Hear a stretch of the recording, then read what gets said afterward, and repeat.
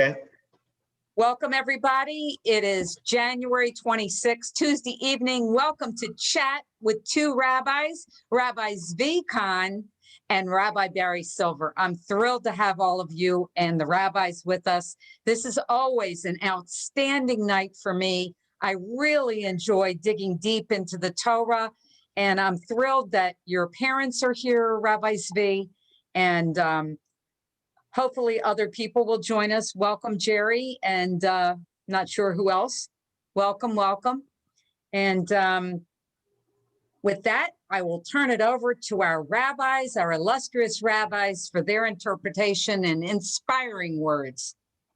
Well, thank you very much, Sharon, for arranging for this Zoom meeting. It's always a thrill to be here with Rabbi Kahn, and now I have his family here too. I was going to tangle with him and ask some very probing questions, but with his family here, I don't want to do that.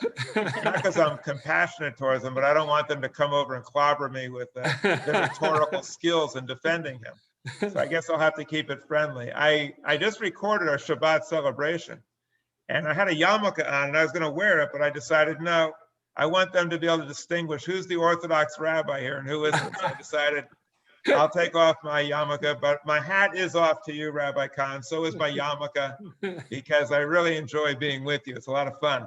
So this Torah passage is quite amazing. It's really, it's a fun passage. It's got a lot of drama in it. So I figure I'll just follow our usual procedure, and Rabbi Kahn, I'll have you share your thoughts on it, and then I'll offer a few comments, and then you can come back and straighten me out about some of my misperceptions from my non-theistic point of view. So go ahead, Rabbi Kahn. Thank you, thank you. Your words were appreciated, but way too humble. I don't know what's going on. I do want to just to take a moment to welcome. My mom is on, and my father-in-law Jerry Frager is on, and that's my wife Sarah Beth right behind Jerry Frager, and I can tell you that both my own interest in Judaism and the Torah was, of course, ignited and started with my parents, and then when I met my wife and began to talk to her parents, her dad who's here, and her mother, may she rest in peace, about Judaism, they added to that excitement and energy. And my dad studies, my father-in-law studies the Torah portion very carefully every week. So he's going to be, we better be careful what we see. He's going to be right on top of it. So the Torah portion is called Bishalach, and it talks about the actual exodus from Egypt. Until now, we've been talking about all the preliminaries. In other words, God talking to Moses and sending him on the mission, Moses coming down to Egypt, Moses talking to the Pharaoh, and all of the different events and the 10 plagues. And then finally, the moment we've been waiting for, so to speak, actually happens in this week's Torah section. And the Jewish people leave Egypt, but their problems, of course, are not yet over, because the route that God sends them on brings them to the Yam Suf, what we call the Red Sea. And so they have the sea in front of them. And then lo and behold, they turn around and they see the Egyptian army pursuing them. So the expression between a rock and a hard place is not exactly what happened here, but it's pretty close. They're between the Egyptian army and the sea and the water, and they're trapped. They feel trapped. And some of the Jewish people even say to Moses, they say, weren't there enough graves in Egypt that you could have let us die there? Why did you bring us out here for no reason? Because now, of course, we're going to die. There's no escape. And God tells and Moses tells the people, just wait, stand by. God's going to save us. You'll see he's ready for this. God can handle this situation. And he begins to pray. And the verse that I want to focus on that I think is so amazing is when Moses begins to pray to God, God says, Ma titzak alai, which means, why are you calling out to me? Why are you praying to me? Which is really, I'm sure, took Moses by surprise. After all, right, as Jews, when we have a problem, we pray. That's what we do. And we're supposed to do that. And God says, don't pray. Why are you praying? This is not a time for prayer. And God says to Moses, tell the people to move forward. Well, that's a wonderful thing to do, but the sea is right in front of them. But the people start to move. And of course, Moses extends his staff at God's command over the sea, and the Torah tells us that the sea splits and the people begin to walk through on the dry land. I think that there's an incredible, powerful lesson here for all of us down to today from this passage. And that is that when we confront a situation in life, and these situations certainly come up, when we feel there's no answer, there's no escape, there's no solution, we've got the army behind us, we've got the sea in front of us, there's no way out. God says prayer is always good, but you know what you need to do in a situation like that? Move forward, make progress, move ahead. Even though you can't imagine what the solution's going to be, don't get stuck, don't give up hope, move ahead. And that's what the Jewish people do. And that becomes the secret of their surviving this incident. They move ahead and they're able to overcome what seemed like insurmountable difficulties. So sometimes in life, it's important to just remind ourselves, getting up, moving ahead, having an attitude of I don't know how this will work out, but somehow it will work out, and having that faith and trust in God as the Jewish people did, turned out to be the solution for them. So it's very powerful, I think. Yeah, I really like this passage also. It's a lot of fun. And I like the same part that Rabbi Kahn mentioned. And this is how I interpret it. The Jewish people are facing annihilation. They have their back to the water. Pharaoh's coming at them with all of his army, like the chariots, the army. These guys mean business. They're about to die. And what do? They crack a joke. They make light of it, which is really the Jewish survival mechanism, which is humor, even in dire situations. So they said, as Rabbi Kahn said, why do you have to bring us out here? Weren't there enough graves in Egypt? Like, they're just joking around with them. And it's really quite extraordinary. And then God's like joking around with Moses, like, hey, why are you praying to me? Stop praying and go talk to the people. Something that's kind of interesting, though, is that in the Torah, Moses is talking to the Jewish people. So Moses is saying to them, check this out. I know you guys are worried, but check it out. You are about to see the ocean part, and you're going to see God's deliverance. And then God says to Moses, why are you talking to me? But he wasn't talking to God. He was talking to the people, which means either God wasn't really paying much attention and got a little mixed up, which of course the Orthodox couldn't conceive of. God doesn't make mistakes. Or there's some passages and some lines in the dialogue that are missing. So we only get bits and pieces of it. In any event, the whole thing's kind of amusing, except for this. And I just recorded the Shabbat message. My take on this is rather dire. What I say is that the Jewish people read this, and some of them take it as literally true. And they believe that if they're in a heck of a lot of trouble, if they pray to God, he's going to work a divine miracle and a deliverance, and whatever happens, they don't really have to worry because God's got their back. And Rabbi Kahn was right. They were between a rock and a hard place. If you believe that God is the rock of Israel and Pharaoh's heart was a pretty hard place, they were literally between a rock and a hard place. And the message from this story is pray to God, follow his instructions, and you'll be okay. And on International Holocaust Day, I remember what Elie Wiesel said. He said the rabbis told the people, pray to God and you'll be okay. You don't need to run or fight, just pray to God. And that was really, really, really horrible advice. And my take on this is rather dire.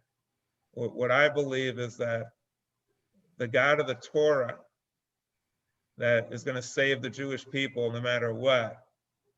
We had inklings over the last 2,000 years with pogroms, crusades, inquisitions, that really wasn't something that we want to rely on. And with the Holocaust, that really was the coup de grace. And at that point, what I say, and you can hear it on Friday night, is that the God of the Torah, who's our Savior and Deliverer, that God went up in smoke in the ashes of Auschwitz. That concept of God was buried in the forests of Babi Yar with the bodies of our people. And a lot of Jewish people no longer believed, and they left Judaism. The only way to bring them back is to have a concept of God that's more consistent with experience and with reason, and to acknowledge that that concept is part of our earlier understanding, but based on history and experience, we realize that that concept wasn't quite accurate. And it's time that we come up with one that really fits the facts and meets with science. Now, originally in the Torah, you see a God who's pretty bloodthirsty. Like, if the Jews aren't doing the right thing, he'll wipe you out, he'll order genocide, execute people. We don't ascribe to that view of God anymore. So having an updated view of God and seeing God as evolving and more compassionate is really consistent with what Judaism's all about. So what I'm suggesting seems kind of radical. It's really not radical at all. That's what Jews have been doing since the beginning. We're evolving our concept of God as we grow in our understanding. So that's my take on it. It's kind of serious, but I think it's very dangerous to rely on divine intervention, because too many times it hasn't worked out to our benefit. I will ask you, Rabbi Kahn, although I was kind of joking around in the beginning, do you believe that these events actually occurred?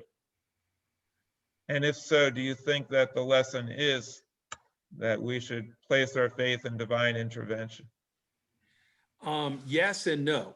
Yes, I believe these events occurred, and in terms of the lesson, I think the lesson, as I tried to allude to before, was God's message of don't cry out, don't pray. This is not a time for prayer. This is a time to move forward, and the moving forward. Yes, was it done with faith? Was it done with trust in God that He would provide a solution? In this case, a miraculous solution. Yes, absolutely.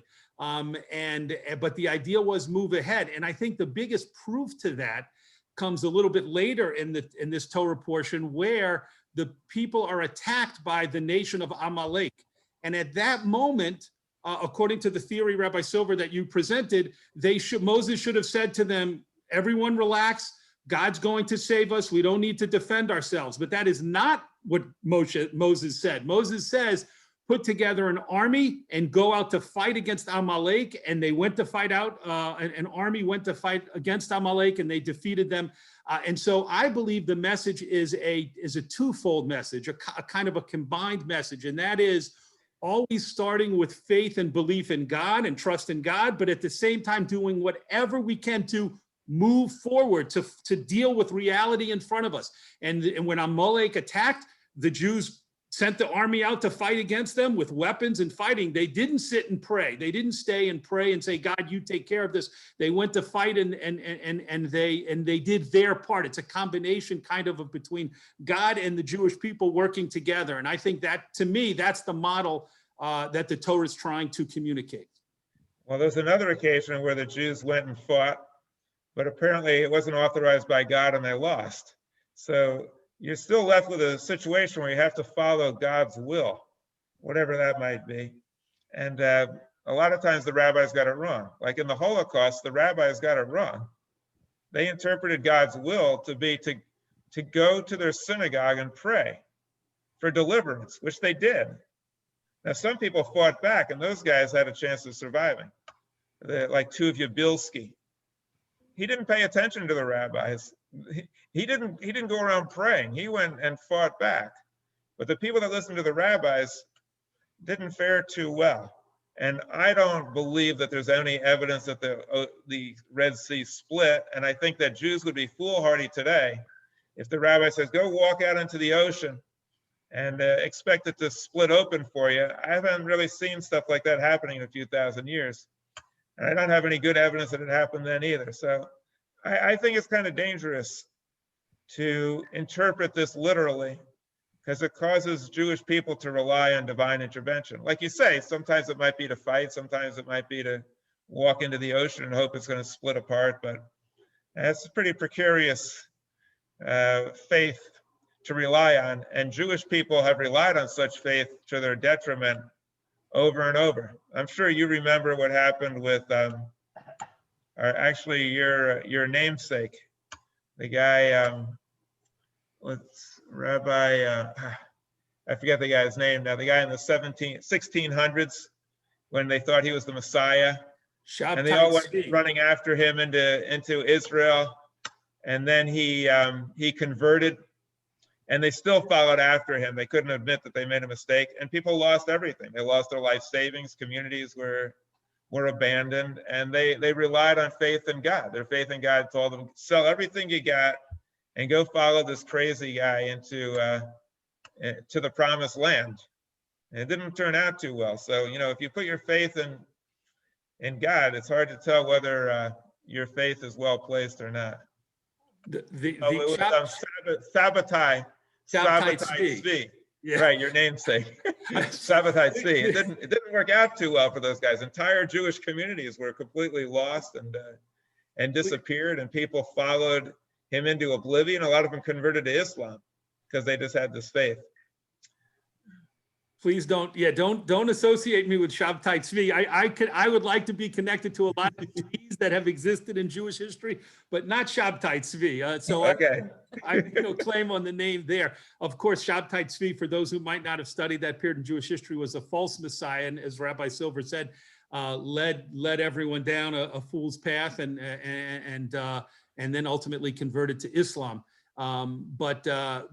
Just to respond to your main point, I would argue that without a faith and belief in God, the Jewish people would not have survived until today, as opposed to it was faith in God that led them into such catastrophes. I really view it in the opposite way. I believe that we can't find or identify a nation, an ancient nation that was around at the time when the ancient Jews were around, that still exists in the form that Judaism still exists today. And I believe that is because of faith and trust in God. And as I said, the idea of a joint forces, the idea of trusting and believing in God, at the same time doing everything we possibly can in the human realm, in the physical world, to do what we can to solve our problems, I think is the secret of success for the Jewish people. And I think you mentioned the Holocaust. There are no answers. I can't give any answers, and I don't think anyone from any perspective or any philosophy or any belief system can give answers to the Holocaust. But I will say this: I believe that there are many people, not all, of course, but many people who would say that the miracle of the rise of the state of Israel after the Holocaust was because Jews said, there doesn't look like there's any possible solution. We're being destroyed. We're being wiped out. The Holocaust has just happened. But Jews got together and said, we have to move forward. We have to build a state of our own. And they did that. And thank God, look where we are after all these years. So I think that's the secret of success in Jewish history. And well, that's good, Rabbi Kahn, because this is the first time where we really have some serious disagreements and different points of view. So I'll totally take issue with you there. You say there's no answers regarding the Holocaust. That is a very dire situation. If we have no answers, that means we're just going to learn nothing and just keep going through it over and over again. I mean, we've been wiped out over 1,000. I think there's very, very, very clear answers. I think the answers are blindingly obvious. One is that Christianity is lethal, and that Christianity was the cause of the Holocaust, and Christian scholars acknowledge that. And so we need to challenge that ideology. Two, stop believing that God's going to save you and start fighting back, like Tuvia Bilski did, and the people in the Warsaw Ghetto and others. I think the answers are very obvious. Don't pray to God for help, or you're going to be sorely disappointed. And that's the answer. That's what happened. I mean, there were lots of people who were led astray by that. And it wasn't just Shabtai Tzvi. People believed in God, and they believed he was God's representative, and they got it wrong, and they lost everything. There was another guy that I'm sure you're familiar with, Bar Kokhba. Bar Kokhba said he was the Messiah. Jewish people placed their faith in him because the rabbis told them to. He said he was representative of God. If you have irrational faith that's not based on reason, you have no basis to know whether you're right or wrong. You just got to say, okay, he sounds convincing. I like this guy. My faith is in Bar Kokhba. What happened? It was an utter disaster. The Jews fought a hopeless battle against Rome, and they were victorious for a few years. And then the full weight of Roman authority came down like a ton of bricks and sent the Jews into 2,000 years of exile. They murdered probably millions of people, sent them into exile. Why? Because they had faith in God. It wasn't just a little trivial mistake they made. That destroyed the Jewish people for thousands of years. If they hadn't have done that, if they were rational about it, they would have said, you know what, we're living in a Roman occupation. It's not really good, but at least we're around. Let's wait it out. The Romans will be gone like the other guys, and then we'll establish a Jewish community. We wouldn't have been exiled. So I agree with you that a belief in God is helpful. It's just that I'd like that belief to be rational and one that's going to help save us. The irrational belief in God has turned off lots of Jewish people. Today, many Jewish people have nothing to do with Judaism. They're not interested because they can't believe in this concept of God. And a whole bunch of people don't believe in God after the Holocaust. They don't believe that God's watching over us after the Holocaust. And so the belief in God that saved us, I believe now enslaves us.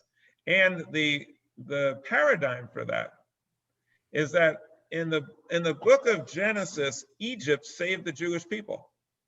The Jewish people were starving. Egypt saved them. They went into Egypt and they were saved. But what at first saved them, later enslaved them.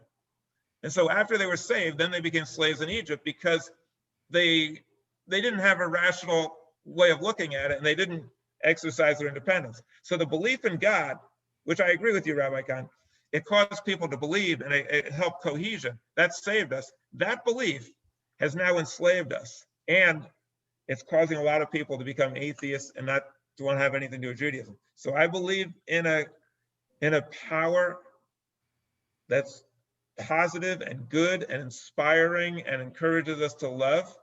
But I think that power should be interpreted through reason and through science and through common sense. Who wants to weigh in on this? I'm sure somebody must have something to say about all this. We'll have to unmute everybody. Yeah, they can unmute themselves. Oh, good. Before I go, does anybody else have their hand raised? Okay, go ahead, Emily. I'll Well, I have a whole different view of religion, I think, from anyone else. I identify as Jewish, been Jewish all my life, 79 years old. I believe there is a spirit within us that will guide us, but I don't believe that there's an all-powerful being that's going to take care of me. I believe that the role of religion is to create a community where people can do good, and that should be the basis. All the stories and the Bible and the Torah are wonderful to raise our children to believe these, but at this point, at least in my life, I believe that it's an important affiliation to do good for others rather than rely on the past. So let me just respond to what you're saying. Your view is similar to mine in that you acknowledge that there's a powerful force within us that's not external, it's internal. But I would take issue with you when you say that it's going to guide us. Well, it guides us, but sometimes it guides us in the wrong direction.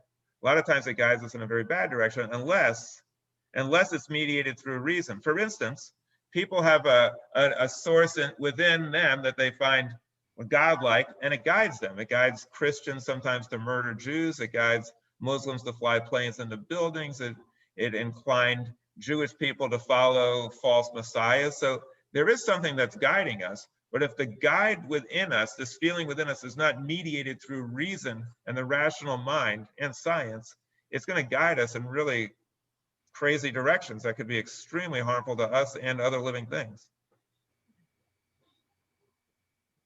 I just think we are responsible for our own acts as opposed to, I don't know, I believe the place of religion is to provide a code that we are responsible for keeping. And And the religion, responsibility lies with us. If you're a person who goes and shoots up the world, this is not because your religion failed you, it's because you failed yourself and failed to be a good person. And the bottom line is, we are responsible to be good people. yeah, I'll take issue with that also, because it's not that people don't want to be good people. The people who stormed the Capitol wanted to be good people. They were led astray by religion. Their religion told them that they were going to take over the Capitol in the name of Jesus. People owned slaves in the name of religion. People killed and murdered Jewish people in the name of religion. It wasn't their fault, really. They were led astray by religious leaders and by their interpretation of religion. They were trying to do good, but they were brainwashed and manipulated by people to do evil. And religion has been responsible for doing that for millennia. It's notorious for leading good people to do bad things. The opiate of the people, the opiate of the people. When And it's irrational, right? you know, okay. What, go ahead. So I kind of agree with both of you in that I feel like we are the masters of our own self. We control our own destiny, in other words. In other words, if we want to set a goal for ourselves and meet that goal, it's us that's going to do that, not some other being that's going to do that for us. Maybe somebody's going to give us money to be able to do that, or something else, but we are the ultimate people to get to those goals, whether that's a good goal or a bad goal. And I do believe in God, but I do believe that we're the masters of our own universe. So I kind of believe in what you were saying, Rabbi Kahn, and I do agree with somewhat of what Rabbi said. So it's kind of a mixture. I do believe in the Bible stories, but to a point, and I do believe that we are masters of our own universe, and I do pray to that power to make me a better person and make me do good things, like what Emily said as well. I have a question, it's probably in the upcoming Torah Parshas. I really liked what I really liked what Rabbi Kahn said, in that if you're backed into a corner, or you feel like you're between a rock and a hard place, which you both said, to move forward, to make progress, to don't give up, that there's a way out. And I think the people that survived the Holocaust, the way they did mentally was to see themselves out of that picture. They kept thinking about seeing their family, seeing their loved ones, seeing their friends and neighbors, seeing their home again. And I think that's what kept them alive, because certainly they were starved to death. Certainly they had no health care. Certainly they were worked to death. And the survivors, they just kept a positive attitude about them. I don't think so. I think that there were people who were able to maintain a positive attitude, but that's not the people that survived. Some of them did it by incredible ingenuity and courage. Most of them just by dumb luck. Yeah. I mean, you could have the most positive attitude that you want, but standing up against the Nazis, it wasn't going to do you a whole lot of good. Most people were just ruthlessly butchered. Yes. There wasn't anything a positive attitude was going to do about it. But I do believe that we are totally missing the lesson of the Holocaust and not understanding what happened and why it happened, and we're doomed to have it happen again and again unless we understand what's going on. What's going on is irrational religion. And if you're going to tell me, well, everybody's responsible for what they're doing, they're not. These people who are in the Holocaust, who are perpetrating it, the people who perpetrated the Crusades and the Inquisition, the two kids who shot up the synagogues in 2019, these were people who you say, well, everybody's responsible for their own acts. They were not. They were not responsible. They were brainwashed, just like QAnon, brainwashed by religion. And religion, especially Christianity, has had it in for the Jewish people because there's something called replacement theology, which says that God in the Torah says that he had a covenant with the Jews. The Christians believe that the Jews blew it. The devil took them over, and now that covenant is with the Christians. So we don't really have a place anymore in the scheme of things. And just like Cain wiped out Abel, so he didn't have to compete with God for his love, it's replacement theology. If we don't get that, if we do not understand that Christianity was a driving force, that Kristallnacht was done on Martin Luther's birthday, that the first Concordat with Hitler and the Nazis with the Catholic Church, that they celebrated his birthday, that they had a close alliance. The Catholic Church actually said, you can do anything you want with these people. We'll send all of our Catholics to you to fight for you. You just let us raise them and train them to be good Catholics. And they worked with them. If we do not understand the role of Christianity in all of this, and we think everybody's responsible for their own acts and not realize that people are being brainwashed against Jews because of what's in Christian scripture, we've learned nothing. And the future is going to be bleak.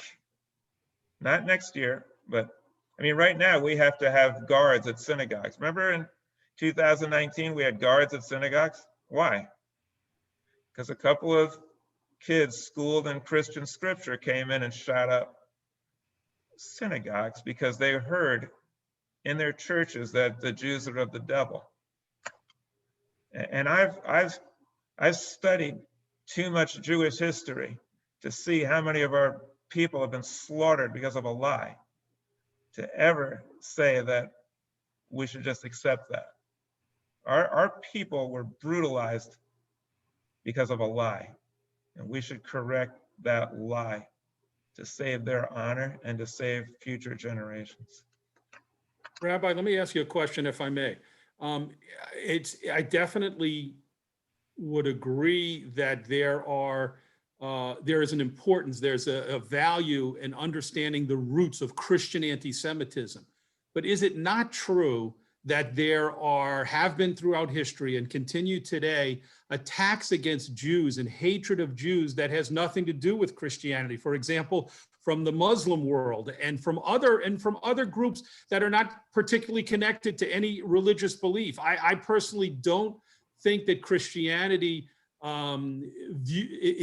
unfortunately, I wish we only had one enemy in the world, but we have enemies around the globe and therefore I think that the lesson that the Jewish people need to learn is do whatever we can to bring peace and good relationships around the world with everyone we meet and interact with, but always be on guard and ready to defend ourselves against any and all attackers. So to me, it might be misplaced to say, let's put our focus, as much as I think it seems to you to do, and of course I might be wrong, on the Christian roots of anti-Semitism. Yes, the Holocaust, that connection is there, and you can see that connection, but I think that would be limiting. We have to be prepared to protect ourselves and defend ourselves from attack from all from all comers, so to speak, from all sources, while at the same time not falling into just being people who are about everyone hates us and we have to fight with everyone, because then we would not be doing any good in the world. Emily and Sharon both talked about the fundamental need to do good in this world. So I think Jews have to constantly focus on doing good in the world and hopefully changing the way people view us. And there's been a lot of success in that. I think the world, in many places, there's much more acceptance of Jews than there was 50 years ago or 100 years ago. But at the same time, we're realizing that we do have enemies, but they might come from all kinds of different places. Well, I appreciate what you're saying. If you're talking about the Holocaust, which we were, then you have to put the fault and the blame on Christian anti-Semitism. But you're right, that's not the only source of anti-Semitism. It was for the Holocaust, but there weren't a lot of Muslims involved. Actually, there was an Arab Holocaust. There were Muslims who were attacking Jews, but the predominant group was the Christians. If you're talking about Israel, Christians like Israel. Now you're talking Islam. Islam is the same phenomenon as Christian anti-Semitism. It's both replacement theology. Islam says that Jews had a relationship with God, but the Muslims have the last word. They have a better version of it, a more correct version, and therefore Muslims have also murdered and slaughtered Jews. But you have to ask yourself, if you look at it rationally, why is it that Muslims have really had it in for the Jewish people? I mean, they went after Daniel Pearl and Israel, a Jewish state. They really had it in for us, and so have Christians. And it's kind of like a virus. It comes out periodically, it's dormant, it comes out, it's dormant, it comes out, like a virus. Why hasn't there been Hindus slaughtering Jews? Why not Buddhists slaughtering Jews? Why not Baha'i? Why not Unitarians? To say that, hey, it's just, we have some enemies out there and who knows why, there's definite reasons for that.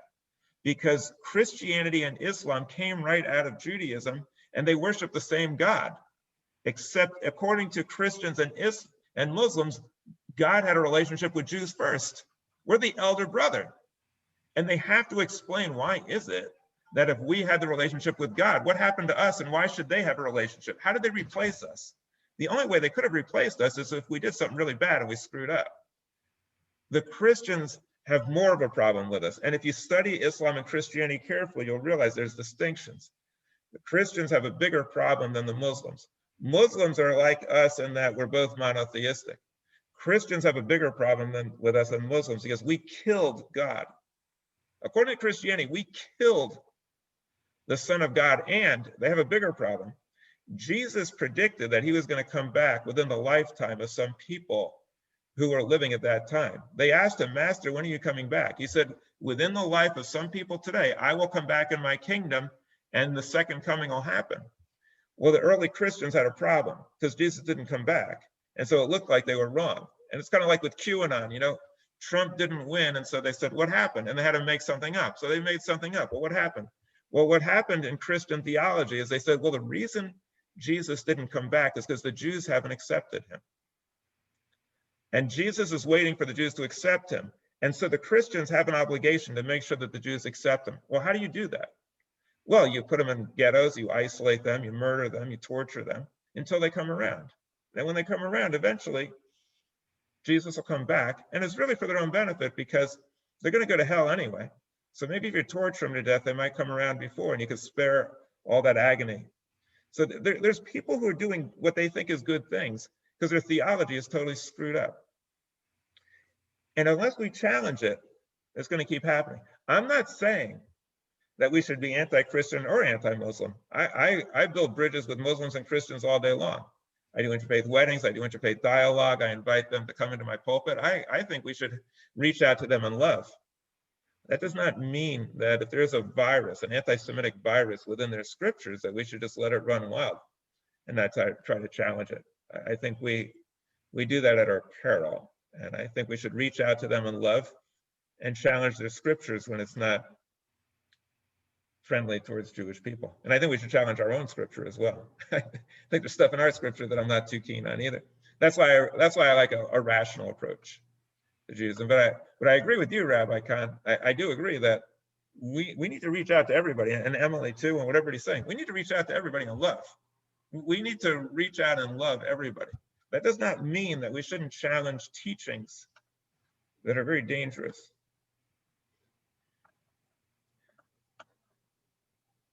Anybody else have any thoughts they'd like to share on this or anything else? Go ahead, Valerie. Well, once again, I think I'll just reach up to the mothership and see what they have to say about all of this. but I had a couple of thoughts, when we were talking a few minutes ago about prayer. I don't look at prayer as being praying to another entity, to an omnipresent being. I think the concept of prayer means quiet the mind. I mean, Confucius, many of the Oriental philosophies, when you quiet the mind, you're able to see the problem more clearly because there are endorphins and chemicals running in your body when you're agitated. And sometimes you can't think or clearly. So when you quiet the mind, very often you can better analyze a situation and find a better solution or a more effective solution. When you can think clearly, you have to back off. I think it was Confucius that said, first do nothing. I think that was basically the philosophy. Stop, quiet the mind and think, because a lot of people have a knee-jerk reaction to a lot of things. And once again, they're praying to this omnipotent entity, which some people believe and some people don't. But I think that is the basis, in my opinion, being that I'm from an Orthodox temple as well, that's the basis to me of prayer.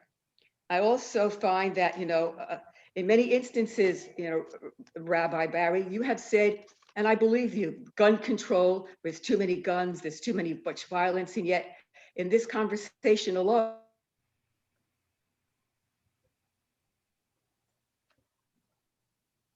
you have to do whatever it takes, and you've quoted throughout history the times when the Jews literally had to take up arms to protect themselves. And and we talked about this once before, when you talk about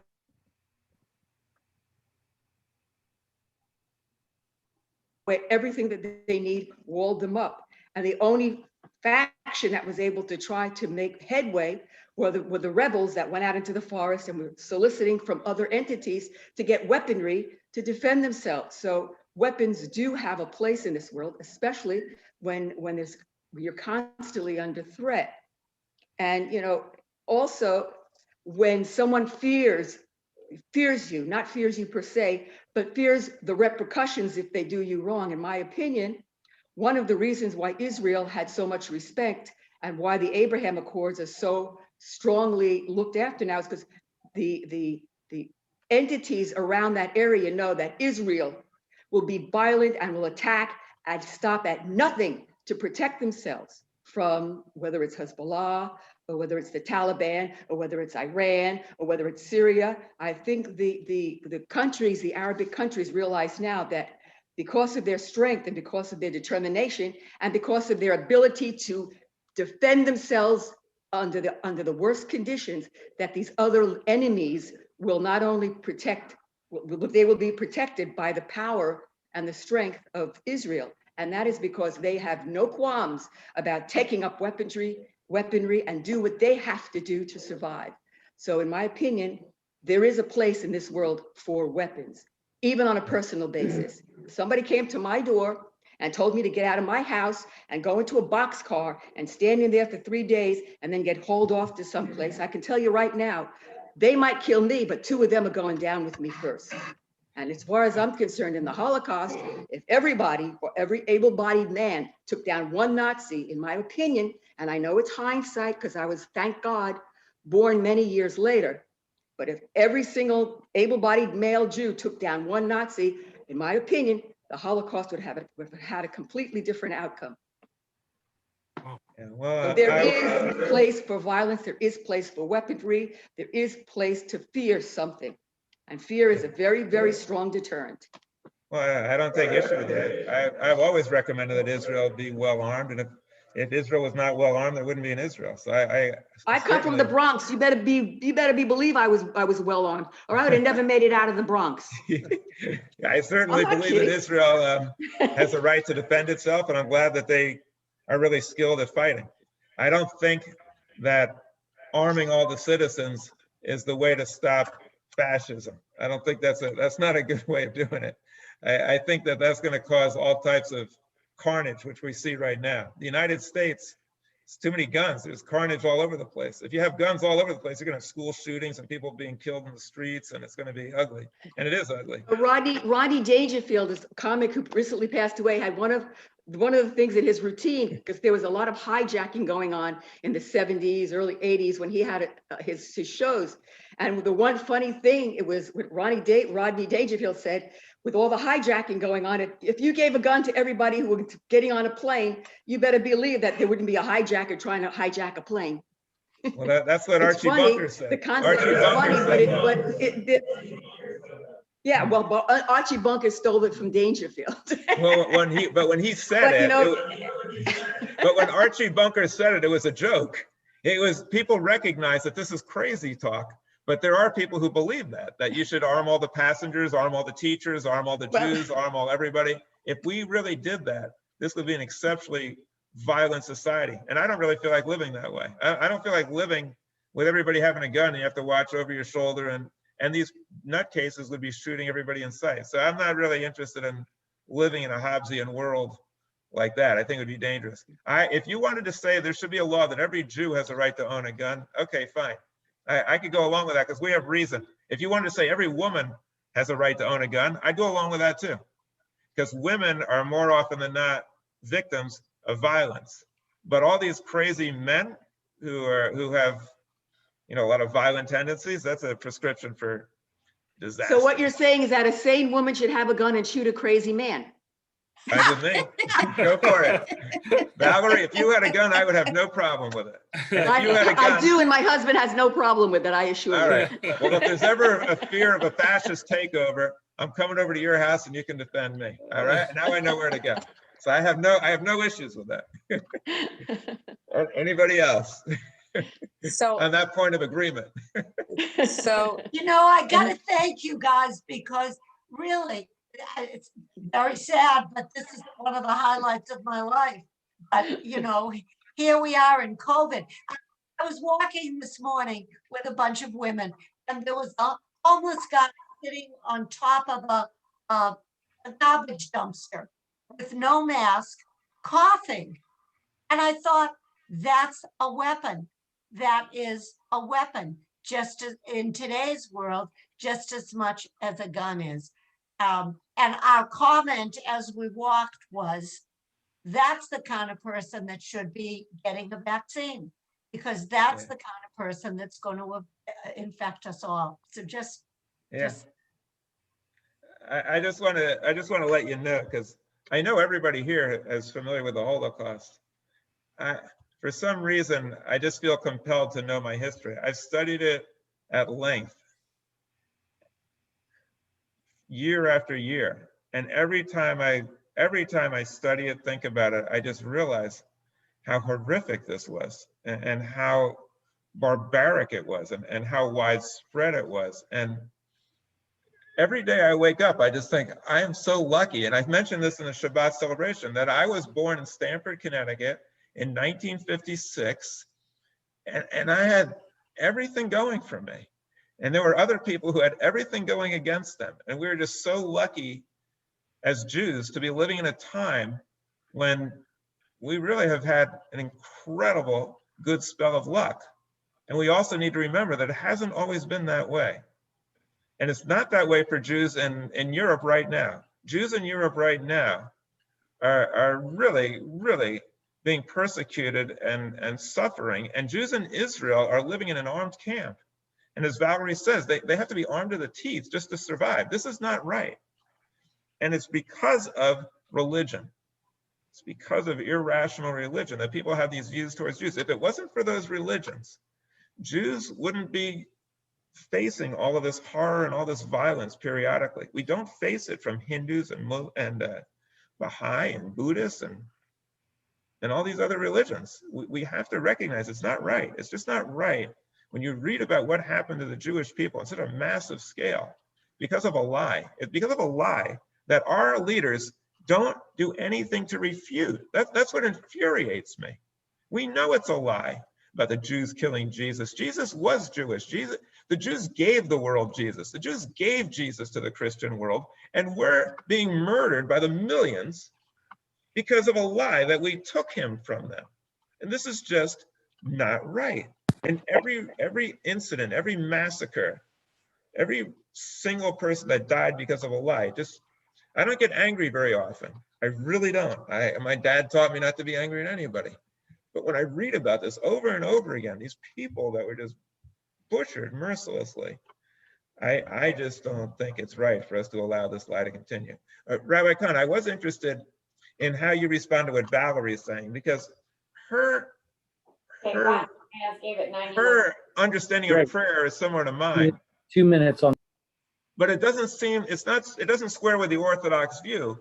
You don't pray that some inner force is going to help you. In the Orthodox view, you're praying to God. You're praying that God's going to help you. So do you think that there's something wrong with that type of prayer, or is that okay, or are we going astray by not praying to a supreme being? Can we even be Jewish by not doing that? Well, I was just curious about your opinion about that. Well, let me take the last question first, because that's I think the most important one. If a Jewish person chooses not to pray or to meditate or to pray in a kind of different way, that in no way has any impact on their identity as a Jew. Let's take that right off the table. The Jews are Jews, no matter what they observe and no matter what they don't observe, no matter how they pray or whether they pray.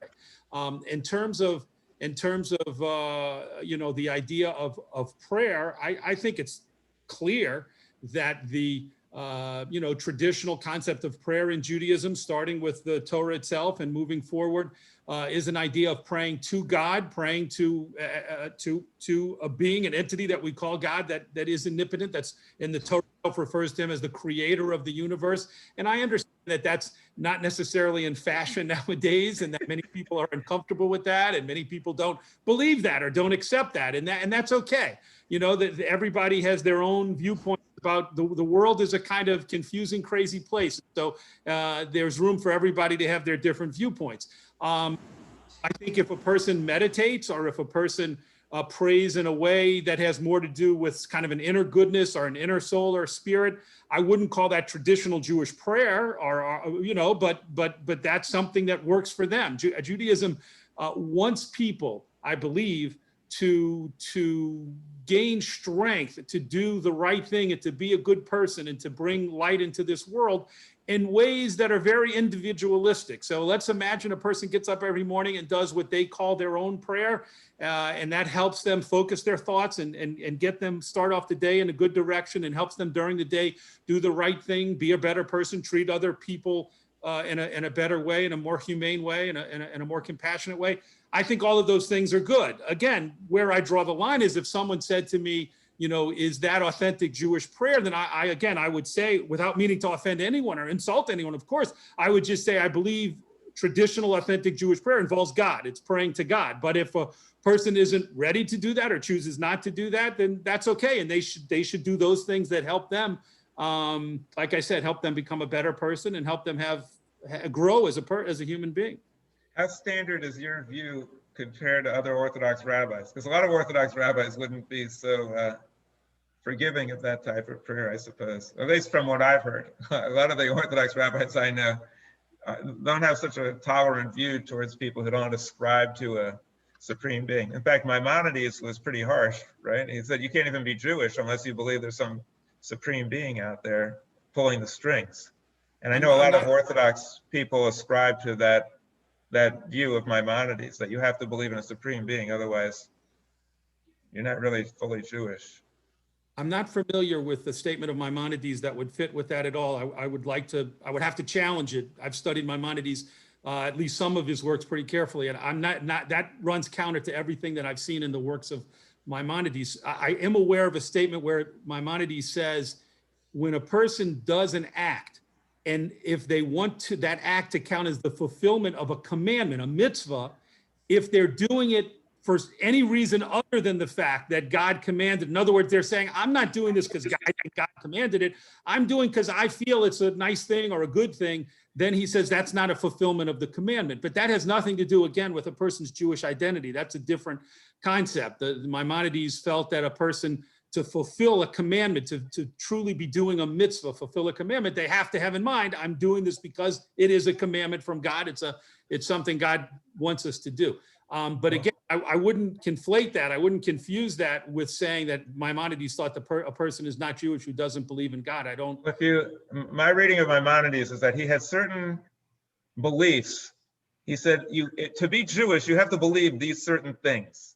And he set out, you're familiar with that, right, Rabbi Khan? He said, the 13 principles. Certain principles. You have to believe these to be Jewish. And one of them, as far as my understanding is, my recollection, you have to believe in a supreme being. And the other one, you have to believe in the coming of the Messiah, or else you're not Jewish. And you have to believe that God is going to send that Messiah. So you can check it out. But I No, I appreciate your, your understanding. I'll just share with you my concept of prayer.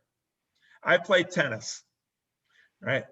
And I remember Bjorn Borg, before he played a match, he would just meditate and he would form a picture of how he was going to hit the ball. And I do that too. Before I have a match, I just form a picture. Okay, this is how I'm going to be hitting the ball. And I go through the motions. This is how I'm going to hit the ball. And I practice it in my head. And then when I go out on the court, it makes me a better player.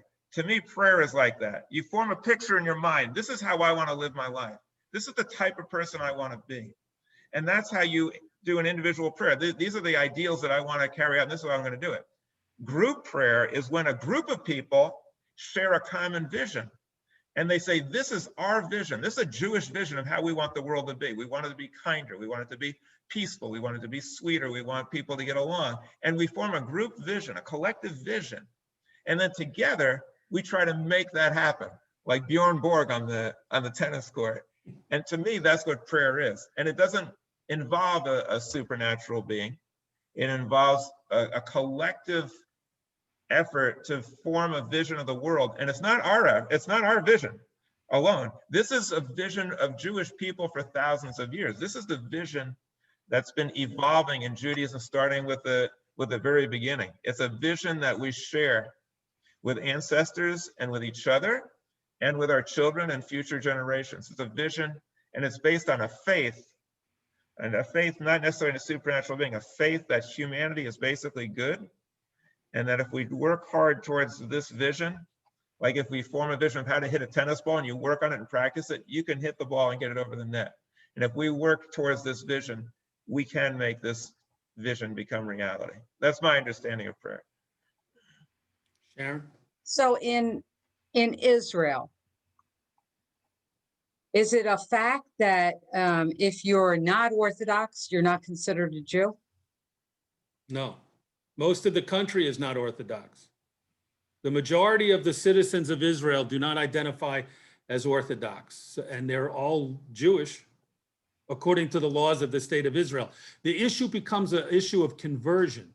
If a person converts to Judaism, who doesn't, let's say a person in the United States converts to Judaism, then that person comes to Israel and says, I want to become a citizen and registered as a Jewish person. That's where the fact that the rabbinate in Israel is under Orthodox auspices becomes problematic. And for some people, and those conversions are looked at. It used to be standard that the Orthodox rabbinate would say, unless you had an Orthodox conversion, you can't come to Israel and register as a Jew. That used to be the standard.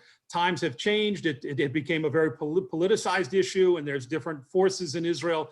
And sometimes it changes depending upon who's in power and which government has authority, and also what's happening at the chief rabbinate.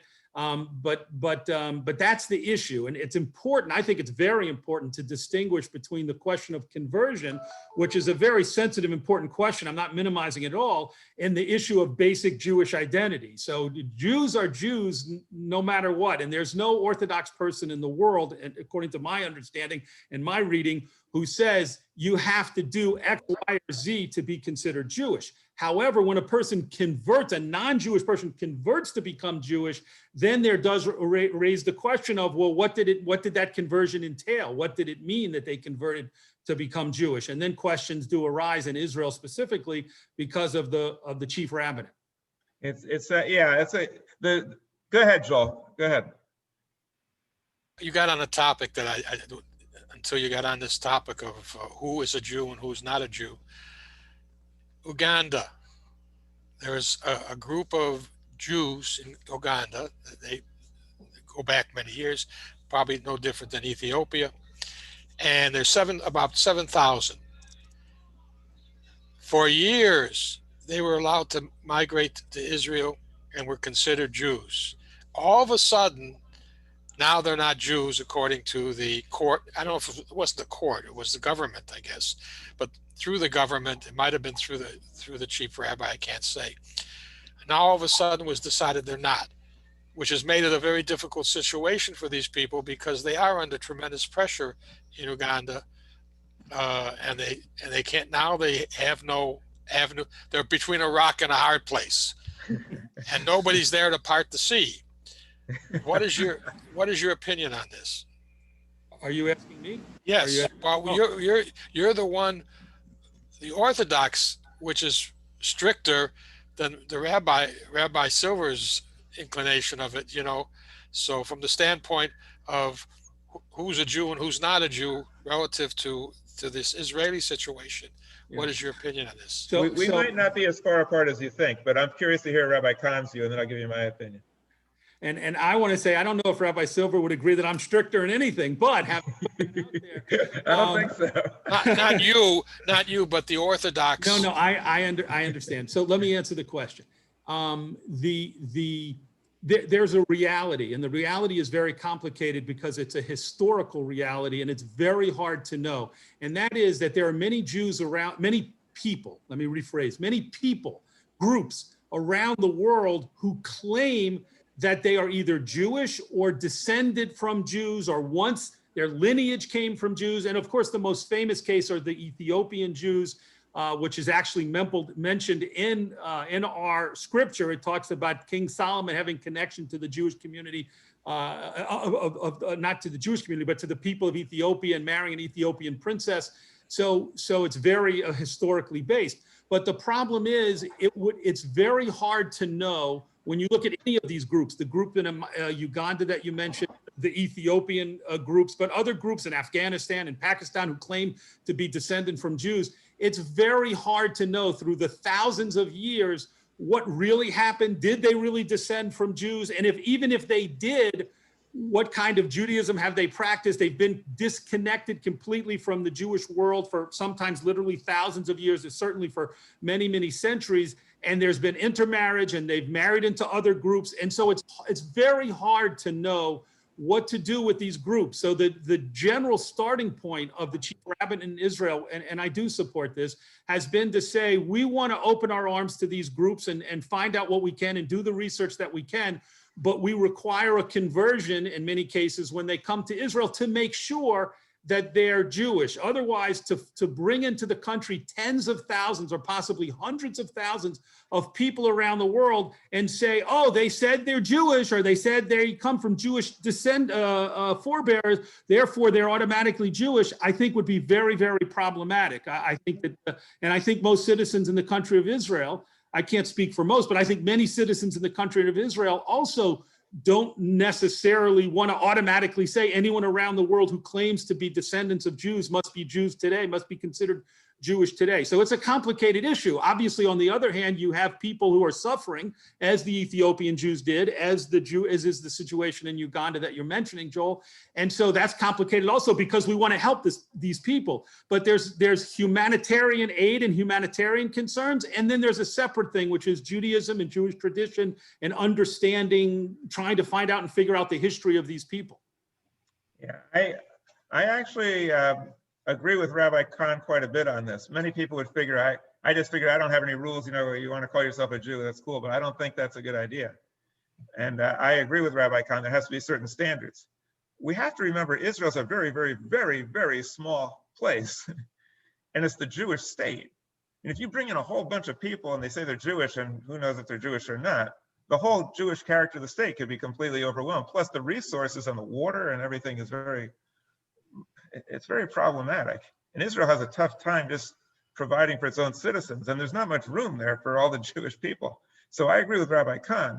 We have to be very careful. On the other hand, if there's people in Uganda or Ethiopia and they're claiming they're Jewish, regardless of whether they come in or not, Israel has helped them and should continue to help them, and so should we. I think that's very important, but it's not necessarily true that they have to come into Israel and be declared Jewish. I do think there should be some standards, but I do strenuously object to the Orthodox being the arbiter of what those standards should be. Now, Rabbi Kahn is right. The Orthodox don't say that you have to be Orthodox to be Jewish. If I wanted to exercise the law of return, I could go to Israel and I'm Jewish. However, like he says, if I convert somebody, they're not going to accept that. They're going to say, you're not really a rabbi. And you're not a valid rabbi. You don't practice halacha, so your conversion is worthless. Sometimes even some weddings could be considered worthless. It's a very sticky situation. You know, and Rabbi Kahn is very generous in his attitude towards me. A lot of Orthodox are not. A lot of Orthodox spend a lot of time writing to me, telling me I'm not a rabbi and I'm not a Jew, because I don't believe X, Y, and Z. I don't believe in a supernatural being. I don't believe this or whatever. And they don't consider me to be Jewish. And in Israel, the Orthodox pull the strings. It's a very interesting phenomenon. Orthodox has absolute religious freedom for the Baha'i, the Christians, the Muslims, but not the Jews. The Jews don't have the same freedom as other groups because we're under the authority of the Orthodox. And so for us to exercise our rights, it has to be mediated by what Orthodox Jews believe is accurate, sometimes even having access to the Western Wall or having women be able to do certain things. So it's a very interesting situation that we need to discuss further. We need to have better relations between Orthodox, Reform, and everything. And that's why I started out in the beginning, I'll say it again. What Rabbi Kahn is doing by engaging in these discussions is extremely important to join Jewish people together and to do it in a loving way and to put up with some of my probing questions and not get upset, and to have equanimity and love for all Jewish people and all people is a really wonderful thing. So which I highly value. I've been seeking out this type of dialogue for decades, and I appreciate that, and I appreciate your family joining with us also. I would be interested in hearing from them if you have if your family has any comments to make about this, because I just want you to know we're all very, very fond of Rabbi Kahn. You did a great job raising him, and he's really a credit to the Jewish people. Wow. Okay. Go ahead, you guys. Sarah Beth's going to unmute so Jerry can talk to us. No, he doesn't want to say anything, but we are happy to be able to join. I'm happy. Usually Tuesday nights, I always have things to do, and I always feel badly that I can't join because I know the discussions are going to be lively and exciting and interesting with Rabbi Silver and my husband, who always keeps me interested. And very, very nice to be here. Thank you. Thank you for Thanks for joining us. I thoroughly enjoy the Tuesday nights, and on our website, on our YouTube channel, I have every recorded conversation and discussion. And I've even, for the past 4 weeks, I take like a little snippet of either Rabbi Barry or Rabbi Zvi or both of them together. And I put that in our voice newsletter and I send it out as a little intrigue. This is a little taste of what we do on Tuesday. Join us. It's really special. I hope you get to read that, Rabbi Kahn, what I sent you earlier, the newsletter that went out tonight. Tonight is International Holocaust Remembrance, and I included some videos that are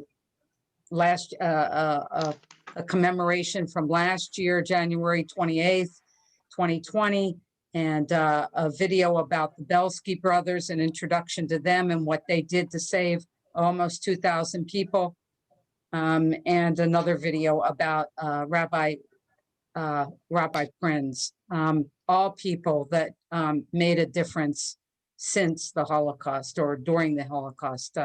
So really important. I think these conversations are so important. I wish there was 100 people on. I was on a Holocaust program at 2 o'clock today. There were almost 700 people on it. It was amazing. It was amazing about a composer who passed on the day that they liberated the camps 76 years ago today. And it was a very sad story, but his music lives on, and that's what's important. Well, Sharon, thanks for finding these great videos. And Rabbi Kahn, I want your family to know, I don't know if they're aware of this. I offered to have Rabbi Kahn officiated services for L'Dor Va-Dor. Because I think what he does is great, and I'd love to have a traditional service so they don't just have to be subjected to my liberal rants. So I think it'd be great to have it. Because of logistics and traveling and things like that, it hasn't worked out, but I'm not giving up. I'm going to try to find a way to make this happen. And I'm not giving up. I'm not giving up on the one lecture that I want.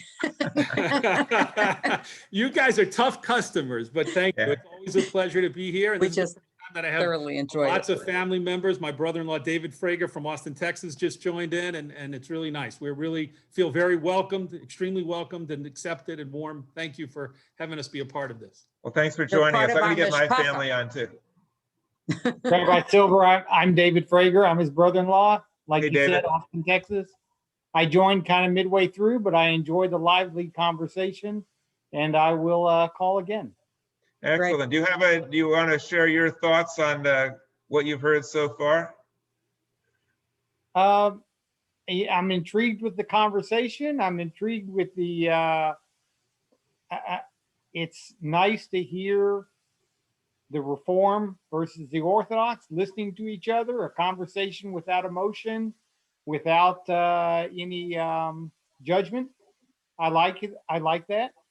I enjoyed hearing the conversation on Israel. Some of these things I knew snippets of, but I didn't really know the background. So I appreciated hearing the background. So interesting conversation. Thanks, David. By the way, Rabbi Kahn and I agree on a lot of stuff. And my view is not consistent with Reform in a lot of ways. A lot of times it's very much more conservative. And our congregation technically isn't even Reform. My father was Reform and I was raised that way, but we kind of moved into a different direction, in merging Judaism and science and incorporating a lot of Reform, but also traditions from the Orthodox. I mean, I really have a great respect for for Orthodox Judaism and what they've done to keep people involved in Judaism, to preserve the traditions and the devotion and the dedication. I don't agree with the ideology in many ways, but I have great respect for the love of Yiddishkeit, the love of tradition, the love of Judaism, and trying to do the best we can to be good Jews. That we share in common. And I think that what we're doing, Rabbi Kahn, I'm sure you'll agree, we're really following in the Talmudic tradition. I mean, the Talmudic tradition is replete with Jewish people exchanging views in a friendly way. And I don't mind being judgmental either. I don't mind people judging me harshly. I'm happy to respond to it. I think it's good to form judgments, like this type of philosophy might lead us down a bad path or an incorrect path. And I don't have any problem with that as long as it's done in a loving way. I might form judgments about what my kids are doing. And they might form judgments about what I'm doing. And it might be a little harsh, but sometimes when you love someone, you point things out that you think can be better, or can be corrected. And that's why I'm very open, and I appreciate when I get people emailing me or calling me and say, "Hey, Rabbi, you're all wrong about this. You should do this." I appreciate that, unless they're saying it in a really harsh. So, Rabbi, way. I think something that would be interesting to explore, and you might need a conservative rabbi to join. I consider myself conservative. I'm worried about the future of the conservative Judaism movement, conservative movement. I think there's a place for Reform. I think there's a place for Orthodox. I think conservative has some challenges, and I'm concerned about that. Would love to hear thoughts on that. That's probably for another session. I think you're over your limit today. Hey, David, we always tackle everything right away. We don't put anything off. So I can just give you a quick synopsis. You're right. The conservative movement is in serious, serious trouble. Yeah. It's dwindling in the United States. They're either going one way or another because the conservative movement has an identity crisis. It's not really sure where does it stand. And the major issue that separates Orthodox from Reform is who wrote the Torah. The Orthodox tend to believe God wrote it and also the oral law, and therefore you need to do it. The Reform tend to believe it was written by humans, so if it doesn't make sense, forget about it. The conservative have a really tough time answering that question. Who wrote it? Did God write it or did humans write it? The conservative, my understanding is they kind of take it a middle approach. Well, Moses wrote it, but he was kind of old when he wrote it. And so maybe he forgot a few things or messed up a little bit. So there's a little wiggle room in there. But the conservative Jews have a tough time trying to figure out where they stand. Conservative and Reform were once together. And they had a big conference in the 1800s, and the Reform insisted on serving non-kosher food. And the conservatives said, that's it, we're done. And they formed a different branch. And I think the Reform have an identity crisis because they're starting to move towards the Orthodox, saying that God wrote the Torah, and they're kind of like Orthodox light. They're kind of like Orthodox wannabes. And I think they have an identity crisis too. what we do at L'Dor Va-Dor, at least what I do, is I'm very straight. I say God did not write the Torah, human beings wrote it, and we're evolving. And I'm very clear on that. And I think, therefore, you know, we don't really have a problem with it, but there's a lot of Jews within L'Dor Va-Dor who don't appreciate my point of view at all. And they find it heretical, and many do. But I think what we're doing today is really important because we're talking about it rationally and respectfully. And in that case, we have a fighting chance of trying to figure out what's really going on. Right. One of the things we try to do at L'Dor Va-Dor is bring the different denominations together and to have conversation. We've invited other rabbis.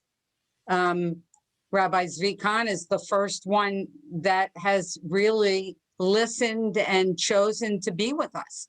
I just contacted a conservative rabbi 2 weeks ago, and he said, and I invited him to join us, to join Rabbi Barry and Rabbi Zvi. And I said, you know, we have this wonderful discussion each Tuesday night. Come anytime. I'll send you the link. He said, how much will you pay me? Can you believe that? I said, well, first of all, it's a wonderful discussion that we have maybe 15, 20 people if we're lucky to have it. I said, and no, we're not willing to pay you for it. This is a wonderful, wonderful Yiddishkeit thing. We're trying to bring the communication together. And he said, no, unless you're going to pay me $500 for that hour, I won't come. Well, let me just share something. Being the son of a rabbi and a rabbi, a lot of rabbis like to pontificate. They want to be on the beam and they talk. They do not want to have somebody standing next to them saying, no, I think you're wrong about this, and have to explain things. They don't really like that. And I'll just end it with this. There's something else I want to share with you. I've studied Christianity inside and out, and I know that the Christians believe that their primary goal is to convert Jews.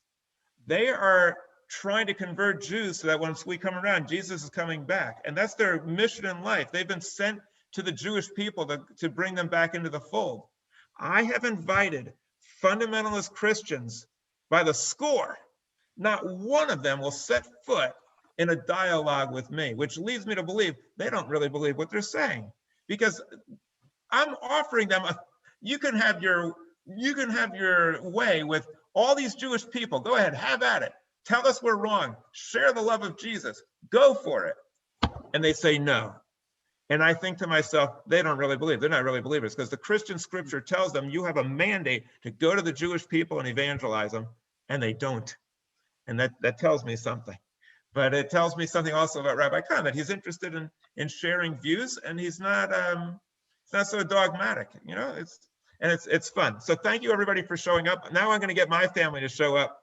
If you see my family, if you think I'm weird, they're like some of them are pretty way out. Now, before we get off, because it's International Holocaust Remembrance, I'd like to say that if we can each just take a moment to consider all the people that lost their lives in that horrible, horrible time, that had done nothing wrong, and yet they were annihilated and murdered viciously by the Nazi regime and others. It was a horrific time, and I thank everything in the world, like Rabbi said, that we were born in the United States and that we live in the United States and that we aren't subject to this every day. And thank you for being together, and let's just have a moment.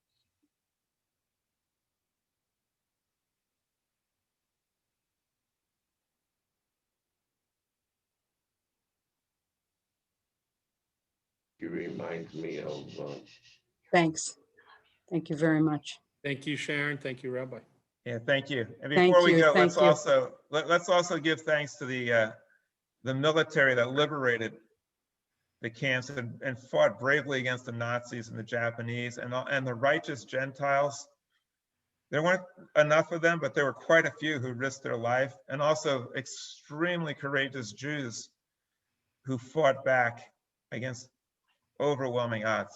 Let us just be appreciative of all of that when we think back, and see what we can do to try to be inspired by their courage. Thanks everybody for being with us. Thanks for the conversation. Take care, everybody.